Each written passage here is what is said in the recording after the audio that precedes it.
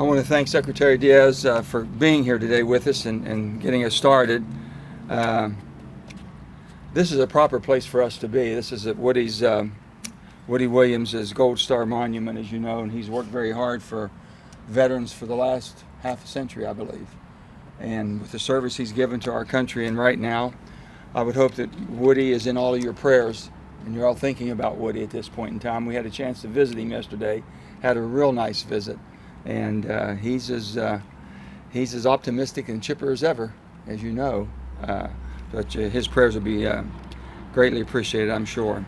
The quality of care that veterans receive from our hospitals and our C boxes, everything we do specifically for veterans, is there's nothing to compare it to, and there's nothing to replace it with.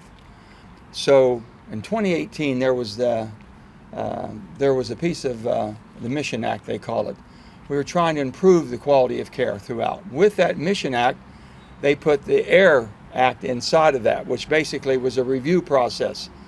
And I knew exactly when they put that in, it would be the same as the BRAC was done when they tried to close some of our National Guards, if you all recall that. I immediately objected to it. It went in anyway. I introduced the bill in 2019. Myself and Mike Rounds from South Dakota, Republican, dear friend of mine, we were governors together. We both did it. We fought it in this year. We identified everything once they came out with what their intentions were.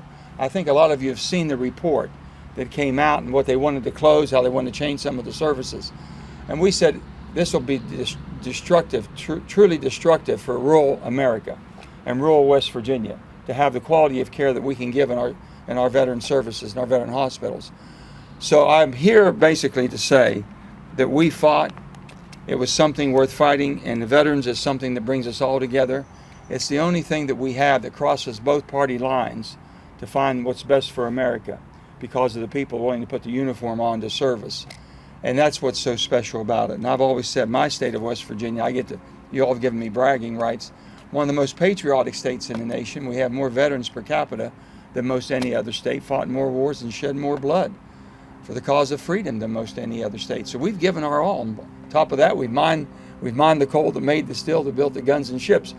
Now I know it sounds just like a saying, we've mined the coal that built the guns and ships, but let me tell you, in World War II, the Navy requested one particular seam of coal, and it was the coal that came out of McDowell County basically had the hottest coking button that made the best steel for them.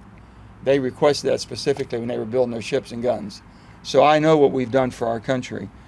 This here is what I'm happy to announce today,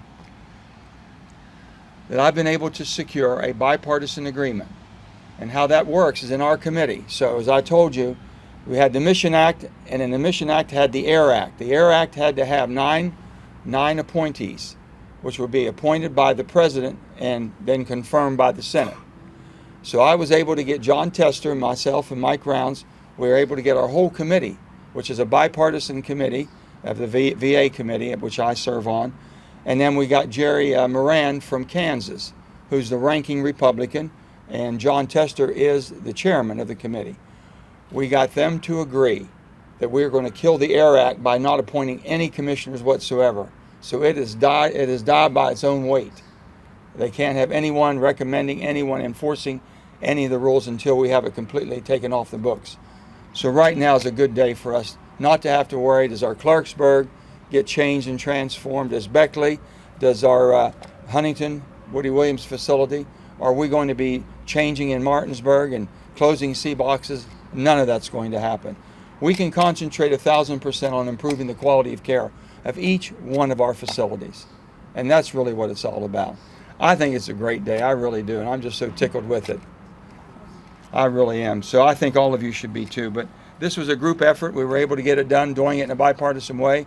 And I'm very, very satisfied with that. So what we'll do, if any of the press would have any questions you want to ask or anything that I can answer that hasn't been spoken about. Senator, is there any way around this that they could make the cuts anyway, or without the commissioners? They can't. It just doesn't happen. It doesn't happen. They can't do it, Mark, because basically they have to have 9 commissioners. And we've agreed that that's the first, to get rid of it, the first thing is to have all sides agreeing, Democrats and Republicans. Well, when you have the 2 leading members of the committee, John Tester and Jerry Moran, and all of us have signed on to it. It's dead. It is dead. Now what we'll do is basically repeal that. In the NDAA, we'll remove the Air Act in that, and that'll be the way to get rid of it forever. But it's dead, the same as BRAC was dead before. Can you talk about how the Air Act unfairly targeted our rural communities, especially here in West Virginia? Yeah, give me the other book I had before. Suggest that we travel across state It had everything. Let me just tell you, here were some of the things you can ask me about. Take this one. Thank you. Let me just tell you what it did. It was so unbelievably.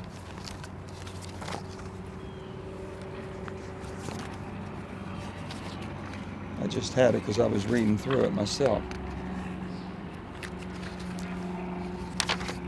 Okay, Clarksburg, what they were going to do in Clarksburg. I'll go through them. You ask a question anytime you want. It was going to establish a strategic collaboration to provide inpatient medical and surgical services and discontinue those services at the Clarksburg VA hospital.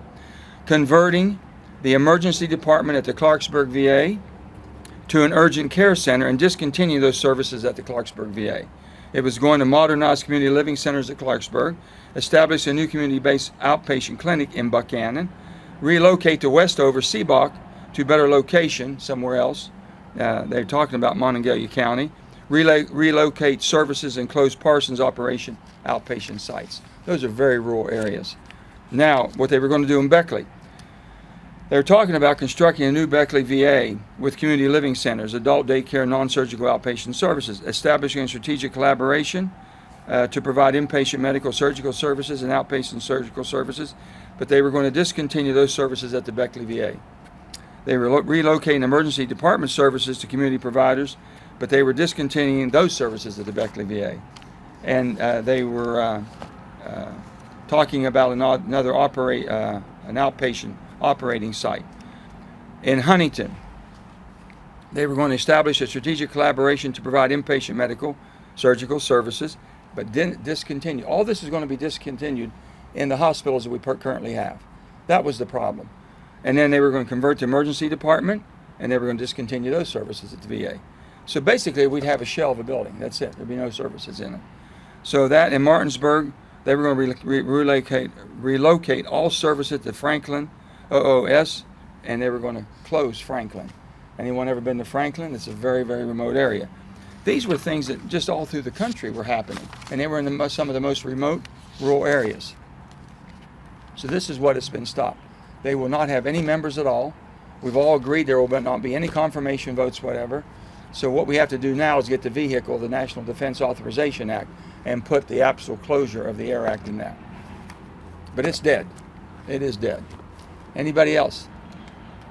Why, of course, was this important to you to get this killed? I wanted Woody. There was nobody that worked harder on this. When it came about, and Woody said, "Joe, I think they're going to take us out." And I said, "Woody, they're not going to take us out." Well, we identified it in 2018 in the Mission Act. I put a piece of legislation. It still went in the Mission Act. They were saying, "Well, we're going to improve this and that." And they didn't tell us in detail what they were going to do until this year. In 2019, I introduced the bill again. Once this came out in 2020, we reintroduced the bill again, myself and Mike Rounds, and we had all Democrats, Republicans signing on to it because it affected every one of their states. That's what. But Woody brought it to truth. I wanted to make sure that Woody knew this is something we were doing on his behalf. Senator, we always hear people on both sides want efficiency in government. I get that. Let me just ask the question from a personal perspective, because I'm sure you heard questions like I'm about to ask you all around this Sure. state. My dad served in World War II in Korea. My daughter is presently serving active duty in the U.S. Army. People look at Washington sometimes and say, what on earth were they thinking? I mean, is that the kind of reaction? I mean, that was my gut level reaction talking to Ted Diaz about it as well, is what on earth were they thinking? Yeah. To tell veterans they're not going to get the quality medical care they were promised. The thing and first of all, if you ever talk to a veteran, they'd rather go to a veteran hospital or a veteran clinic because it's veterans serving veterans. They understand what your needs are and how to best take care of you.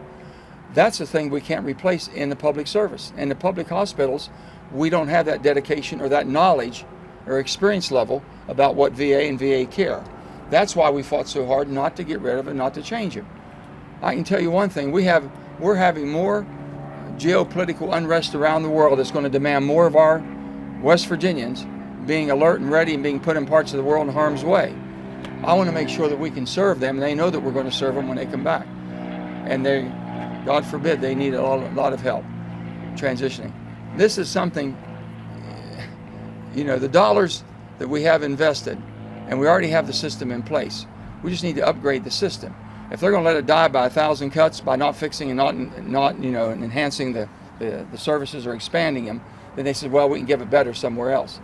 We also have, we have the ability for veterans, if they can't get the type of expert services at a VA, then we can go to the best services available to them. That's not prohibitive either. We think we can do it within the VA system, and that's what we're trying to do. You talk about the response from constituents. I know you got a lot of calls when this initially came out. A lot of people were scared that they were going to be outsourced, and there's already. Well, they were. Once they told us, once we got the report this year, it showed exactly what they intended to do. Up until this year, in 2018, oh no, just like Marcus said, it's just going to be for more efficient. We'll make it better. How can you make something better if you take it away? How can you improve it if it's gone? Nothing made sense. And once they put it in writing, that's when we got total bipartisan buy-in. It was easy to get the help then because it affected everybody. Anybody else? Okay. Thank you all. I appreciate you being here, and God bless Woody Williams and all the veterans who've served and are still serving today. And may the good Lord look over them. That's the best thing that we can do right now, is support our veterans. They can't ask and question where they're being sent and for what reason. We have over 100,000 troops now in Europe. We have in the Baltics, by Ukraine, and Poland, all along the Baltics there.